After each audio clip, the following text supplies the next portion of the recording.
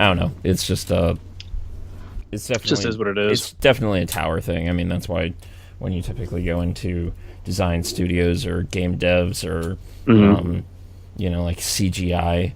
Wow, I look tired. Fuck. Um, I look well put together for not showering today, yeah, typically you're kind of a but bit more disheveled than I I am. know. Well, I showered last Um, night at like 10 o'clock, and I also gave myself a good shave, so I'm I feel feeling. like I feel like I look fresh. I feel like you're more of a morning shower kind of guy. I usually am, but I didn't shower at all yesterday, and Ew, then I was about to go to bed, and I was like, I'm sick of feeling disgusting, that's so fair. I showered before bed, and That's fair. yeah, I find it's very relaxing to shower before bed, and you sleep. At least I sleep really well when I shower before bed too. It hasn't been a problem for a while, but lately I have to just kind of go when I can because pain's back. Yay. Mm. I seem to have strained my leg, so it is what it is. And yeah, not much more to it than that. Hi. Welcome back to Great Scott Marcus. I'm tired and in pain. This is going to be a show about Mark. So, Mark. Oh, Yes. and Louis Keep scratching and and feeling my Louis. face. Hey, bird. So, yeah, go ahead and scratch your face. It's fine. Um, so, Mark, what's going on? What is new? Ah, I'm just gonna talk in this low doldrum of a voice today. I don't mind it. It's not bad. It's kind of sexy. It might put me to sleep, but in a good way. What's new? Not much is new, man. It's one of those weekends where I had nothing to do, and it was kind of great. I was equal parts lazy and productive. As I just said, I didn't shower till 10 o'clock last night, but I watched a couple movies. But at the same time, I added some stuff to my portfolio. So it's been a good mix of a weekend. Doing this today, obviously, and I think I'm gonna go disc golfing later. So yeah, it's been kind of nice when you have no obligations in your home for a weekend. Yeah. I get that. I miss it right now. Things have been really busy. Yeah. And Hey, you worked a lot this week, right? I've worked a lot the past few bunch of weeks, and um, yeah, I'm feeling like in need of some rest and relaxation. I definitely am kind of coming up on a point here where let's turn this down, where I am realizing that no matter how much I dislike it, it's kind of time to start getting used to people judging my pain. Mm. We've always mentioned that, or not judging it. I don't think that's ever something I should get used to, um, because it's really no one's to judge. Again, kind of returning to the classic that we always like to. Uh, if you don't have cancer, it's not really something you should judge either. Um, but hey, you're being a bit too nippy today. There you go. And I guess when it comes to give him his pen to chew on, um, There we go. and when it comes to at the very least kind of letting people in about it, allowing people to kind of care about it, there should be this finer line where it's you can attempt to kind of, I guess, imagine it. You can attempt to have an idea about it, but don't judge it. Don't make judgments for me. Don't try to make decisions for me, like what I am capable of or what I'm Hmm. incapable of. But yeah, I guess it's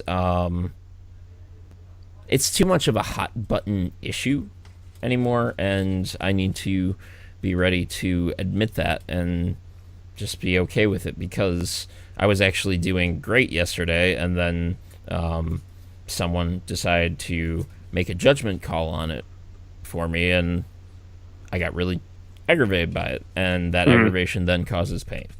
So, yeah, you Call can that a vicious cycle. pretty much, and I've been really good at avoiding those, Hmm. and yet that one has still been one that's hard for me to ignore, and I think it's time to start becoming capable. Hi. Indeed. This is gonna be one of those episodes, It man. really is. Yeah, Shit. I'm rough around all the edges, unfortunately. So, good luck to you. I'll try to be nice and smooth around the edges. Anyway, welcome back to Great Scott Marcus here on Ramble Entertainment. I'm Scott, and that one's Mark, where we break out into the show, where we have these small topics we call rambles, and then a large topic we call the topic because we are unoriginal, and we post it to the internet after all that because we're stupid. Anyway, Yeah. so, Mark, one of the first ones you wanted to bring up was being bored at Yeah. work. And I think there is, at the very least, this is a good one to kick it off on because I have a feeling there's going to be a large divide between you and me on this. Mm-hmm. So, I decided to come to you with this because I was, in fact, bored at work. What? I am surprised I was able to do that really well. Good job. I know, right? I'm finally getting used to being on camera, looking at myself, and knowing where I am in the world. I guess the reason why I brought this up is because lately I've been of the internet world, Yeah, of the yeah. digital world, basically just a mirror reflection of myself. But anyways, I've been pretty good lately with finding things to do when I am bored at work. If anyone, I'm sure everybody has caught at least parts of these shows, but basically, I don't do much at my job. There's only like 5 people that watch this shit. That's true. Definitely not. I like to think it's like definitely 500, not billions or nearing trillions. Okay, well, the 5 of you, I don't do much of my job right now because my company's been downsizing over the past year and a half, 2 years. People leaving, people quitting, not hiring, etc. And I think I just have some issues with management. But anyways, there's a lot of times where I've got a lot of downtime, and a lot of it I kind of milk it myself. But I've been using my boredom time fairly productively lately at work. As I mentioned earlier, I'm not sure if we caught this in the recording or not, but I've been adding stuff to my portfolio, building models, rendering, stuff I actually really want to do with my life.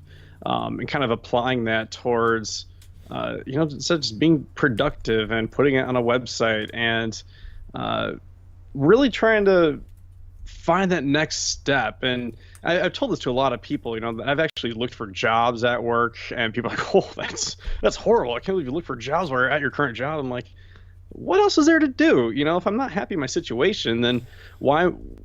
And I've got nothing else on my plate that my boss is giving, then why would I just sit there, twiddle my thumbs, play computer games, read articles? Like, I mean, I do all that shit anyways. But at the same time, it's like, why not be a little bit more productive about it and, try to actually make that next step in my career. That was actually the direction I was immediately going to go with this.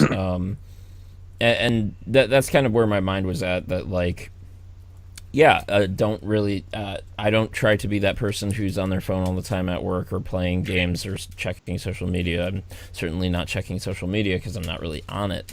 But yeah, I think that when you're bored at work, the responsibility falls on 2 parties.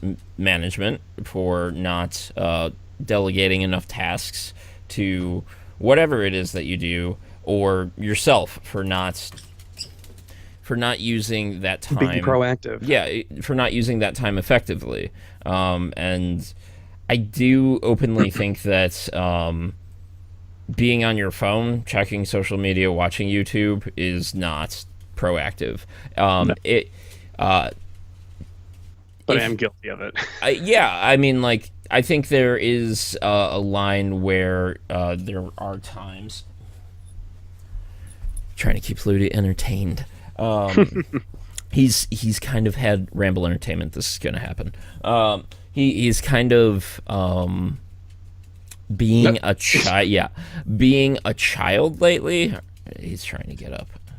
No, he just wants to be in the camera. He's kind of being a child lately, where if nobody's in the room while he's in his cage, he kind of starts crying, like that, and he does this fairly frequently, and so I'm I'm trying to discipline him. I'll put my hand over his head to be like, that noise is not acceptable. But parents kind of just spoil him. So it's kind of tough because I want there to be a line between like what is okay for, as far as like noises go, because one day I might be in a condo, an apartment, a duplex, something like that. And I don't want to be a noisy neighbor with a noisy bird. I want if anybody's around or comes over, I want Louis to be not a nuisance. So yeah, it's like that with any kind of pet. I think if anyone has a dog or whatever, and it happens a lot. Some people don't give a barking fuck. Their asses Some off. people don't give a fuck. As I mentioned, actually, I now that I think about it, I failed to post the hype train and the topic from 2 weeks ago. So those will go up with this episode. And yeah, as I mentioned, my sister has been in the hospital. I mentioned that in the topic, and I think in some of the rambles.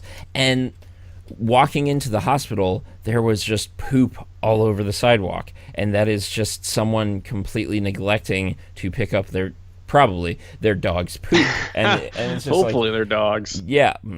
And it's definitely just one of those things where it's just like some pet owners don't give a fuck how their pet affects you. But I am, and so that matters to me. Anyway, I digress. I will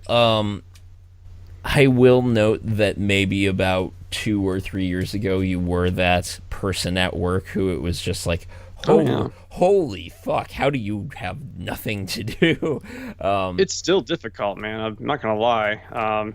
And to kind of work off your point of like being like a management issue as well as myself, like I would agree my boss doesn't give me enough tasks, but also I've stopped caring about this company. So I just can't help it. I feel like it's gone downhill for a long time. It's hard to have hope for it. So that lack of care also reflects on my lack of proactiveness towards the company. Like I could be modeling stuff for the software. I could be working on some other like icons and stuff. But it's like there's no sense of urgency. And when there is a sense of urgency, my boss is like, "Hey, can you get this done? We want to get this out." And I'm like, "Yeah, sure. I'll work hard on it. I'll get things done." And then I show my boss, and it's like, 3 weeks later is when he needs it. Like, even though he was like, "Oh, can we get this done quickly? Because we got to get this out." I don't know. It's just it's a culmination of many things that and having talked about this, having talked about this multiple times with you, I'm also sure that it has to do with how your boss prefers to have a lot of control over the design process. And I wish I was in a design environment so that I could comment on it, but I do feel like maybe there should be a bit more freedom where, it's come up with this amount of mock-ups and then, it comes down to this many designs or combining a couple of these designs together to form a proper design. But I know you have mentioned before that a lot of it just becomes a lot of dictation and then you just do it. No, I need those, please. Yeah, it's not quite the way I work. And I mean, I've thought about this many times before. Well, I also think that that's just not how design works. I've had freelance instances where it's just like, I want you to change this precisely to this and, remove this completely. And, and it's just like, if you wanted to do this, you should have done it. It's, too often, especially in freelance, it's just like, people don't know what goes into the whole process, and I respect that that people don't understand what goes into it, and oftentimes don't know what they want until they start to see what you've made available to them. But at the same time, like, there has to be a give and a take, not just take. It's kind of, just reminds me of just recently, one of my friends wanted a business card for something that she's doing, and now wants to open up an Etsy shop. So I created the business card for her, and she told me what she wanted. She's like, I kind of want to be like a lot of flowers and girly, and whatever. And she showed me a couple of examples that were just very, I don't know, call it just it's just not my style. Like I've got a certain style when I design things. It's very clean, kind of minimal, simple type things. It's just who I am. That's how I design things. Um, but she showed me those examples, and I was just like, hey, here's an idea of kind of what I had. And I was like, sorry, it's not exactly what you want. She's like, honestly, I like yours better. So it's just like sometimes that shot in left field is worth it, as opposed to me like dragging my feet trying to do exactly what you wanted. Like, hey, here is my interpretation. How do you like this? And then of course we worked on it, like colors and textures and whatever. And like, well, here's this, here's this. Which one do you like better? And yeah, I think that's how the design process is best suited. It does sound a lot more within that realm. Yeah. Kind of really boiling down to not understanding one another's work, but at the very least respecting it. Absolutely. Well, kind of like I kicked off this ramble where it's just like shouldn't judge or shouldn't well, yeah, just plain shouldn't judge. Jump to conclusions. What how easy something is. Oftentimes that's what people look at the design process with, is this eye of just like, oh, it's really easy. You just go in, you put some text together. Like people look at this and they're just like, oh, this must have been super simple, and it's just like, no, this took hours. Yeah. And yeah, but it's okay to kind of let the imagination wander, but be courteous. And yeah, I thought this would be more of a contrast, but I'm always moving at work, and I don't have that expectation of everyone around me, and I don't have that expectation that everybody sees that. But yeah, at the very least, like I guess in my mind, don't be the person who does nothing because you think that someone will take care of everything else. Yeah, no, that's not a good position to be in. Yep. So, hey, I think this is a nice spot to just move on from. So let's do concur. Exactly that.